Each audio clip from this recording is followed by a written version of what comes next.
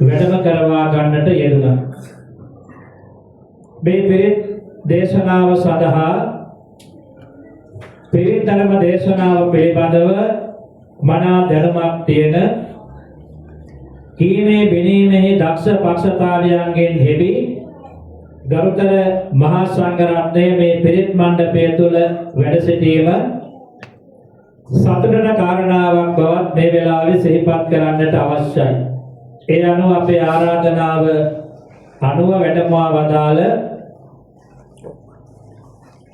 විචිත්‍ර පරිත්‍ථභානක අපේ හෝකන්දර බෞද්ධ මධ්‍යස්ථානාධිපති කතරගම සරණතිස්ස අපේ ලොකු හාමුදුරන් වහන්සේ ඉතා ගෞරවයෙන් යුක්තව පිළිඅර ගනු ලබනවා.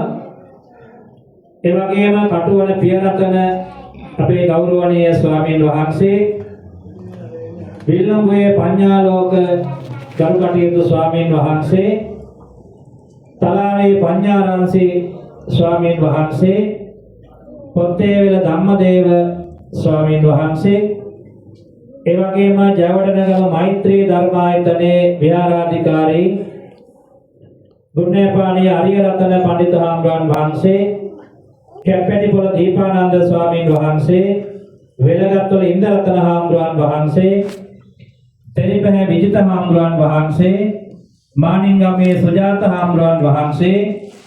දෙනියායේ සිරි සුමන හාමුදුරන් වහන්සේ බදුල්ලේ අනෝමදස්සේ හාමුදුරන් වහන්සේ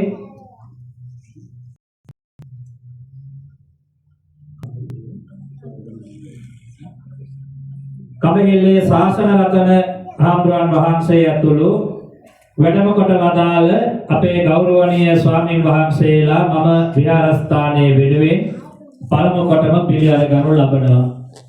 දැන් මේ ස්ථානයේ ඊටාම දර්ශනීය මණ්ඩපයක් ඉදි කරලා තිබෙනවා. තුනුරුවන්ට වැඩ සිටීම සඳහා සුදුසු වන විදියට අත්‍යාලංකාරයි. මේ අත්‍යාලංකාරයෙන් ඉදි කරන ලද මණ්ඩපයට තථාගත ලෞතර බුදුරජාණන් වහන්සේ වැඩම ගන්නවා කියන උදාර අදහස Tamanගේ හදවත් තුළ ඇති කරගෙන බුදුරජාණන් වහන්සේගේ ශාරීරික ධාතුන් වහන්සේලා තැන්පත්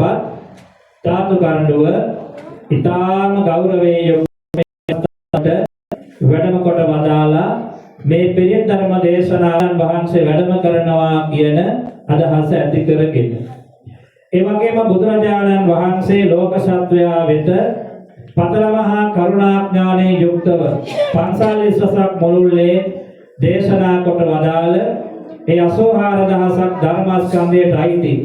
ආශිර්වාදාත්මක පිරිසෝත දේශනාවන් සඳහන් වෙලා තිබෙන පිරිවානා පොත් වහන්සේ ගෞරවයෙන් වැඩම කළා.